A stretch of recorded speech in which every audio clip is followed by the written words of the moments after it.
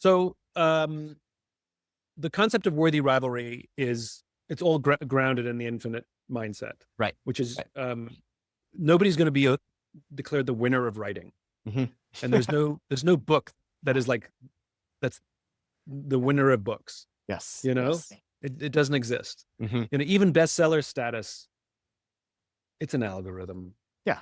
Yeah. And there's some people that know how to trick the algorithm. I mean, there's probably a lot of writers that have even been told by people you've had on here telling them, get all your friends to buy the book within the same hour on Amazon because you're tricking the algorithm.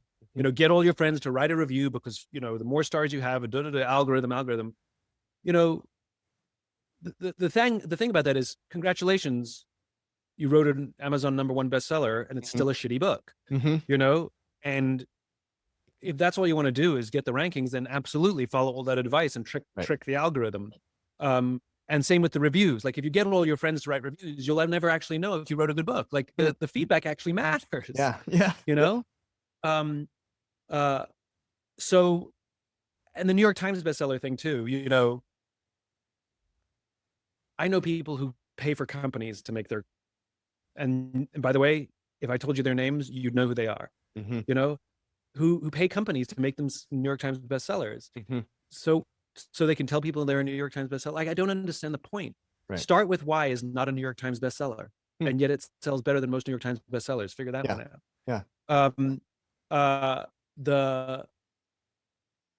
So the point is there's no winning. So I don't know what people are trying to do. Right. You know. Right. And any success you have with driving the sales is all short term, because if it's a bad book, people don't recommend it to each other. If it's a good book, people recommend it to their friends. That's what makes a book sell for 10 years.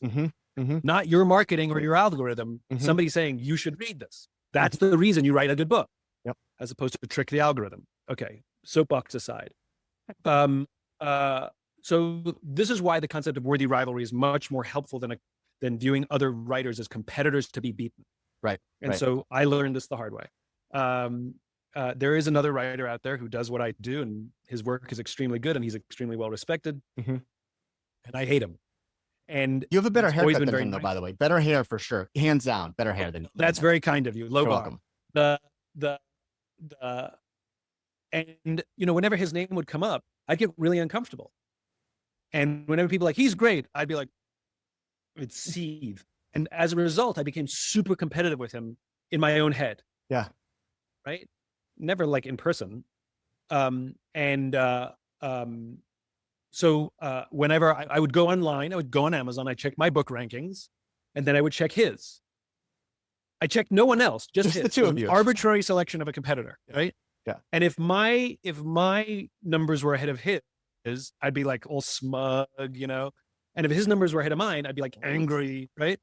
Anyway, we were invited to speak on the stage at the same time. We were going to be interviewed together, and the interviewer thought it would be fun if we introduced each other.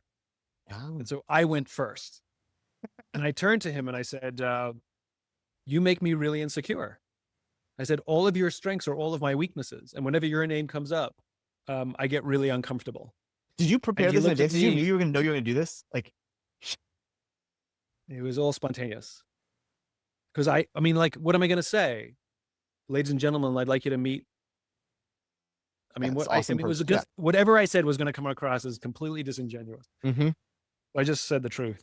And he turned to me and he goes, "Funny, I feel the same about you."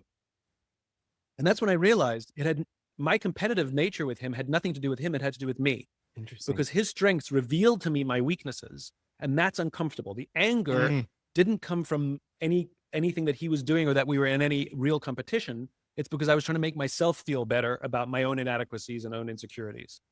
And so what I learned, it was a very cathartic experience. And so what I learned was, A, we're more powerful as partners than we are as competitors. And also, turns out people can buy more than one book. So the whole thing was ridiculous. Yeah. So this is the point of worthy rivalry, which is there are people or organizations, but in this case, we're talking about people who